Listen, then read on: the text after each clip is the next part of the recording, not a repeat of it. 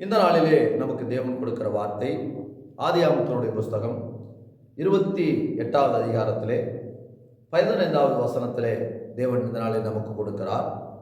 நான் உனக்கு சொன்னதை செய்யும் அளவும் உன்னை கைவிடுவதில்லை என்று சொல்லி கர்த்தர் சொல்லுகிறார். எனக்கு அருமையான தேவ ஜனமே, தேவ பிள்ளைகளே, இந்த வார்த்தையை தேவனாகிய கர்த்தர் யாக்கோபினிடத்திலே சொல்லுகிறார். நான் உனக்கு சொன்னதை செய்யும் அளவும் உன்னை கைவிடுதல் என்று சொல்லி. இன்றைக்கு கூட யாக்கோபுக்கு அநேக வாக்கு தத்தங்களை தேவன் தந்தார். ஆனால் அந்த வாக்கு தத்தங்கள் இதை சொல்லும்போது நிறைவேற்றப்படவில்லை.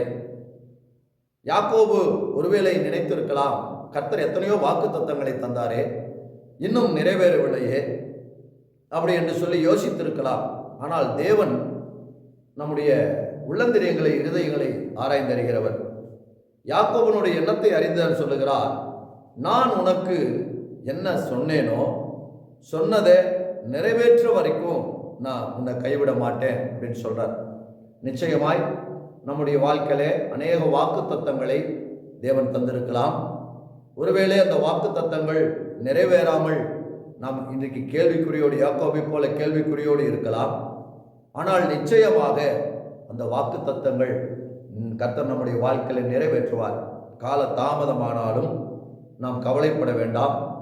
அவர் சொன்னதை செய்கிற தேவன் நிச்சயமாக அவர் கொடுத்த வாக்கு தத்தங்களை நிறைவேற்றுவார். யாக்கோபுக்கு அவர் சொன்ன எல்லா வாக்கு தத்தங்களை நிறைவேற்றிதான் யாக்கோபை இந்த உலகத்தின் ஓட்டத்தை முடிக்க கர்த்தர் உதவி செய்தார். நிச்சயம் நமக்கும் கூட கொடுத்த வாக்கு தத்தங்களை நிறைவேற்றிதான் இந்த உலகத்தின் ஓட்டத்தை முடிக்க தேவன் நமக்கு உதவி செய்வார். கர்த்தர் தாமே நம்மை ஆசீர்வதிப்பாராக. ஆமென்.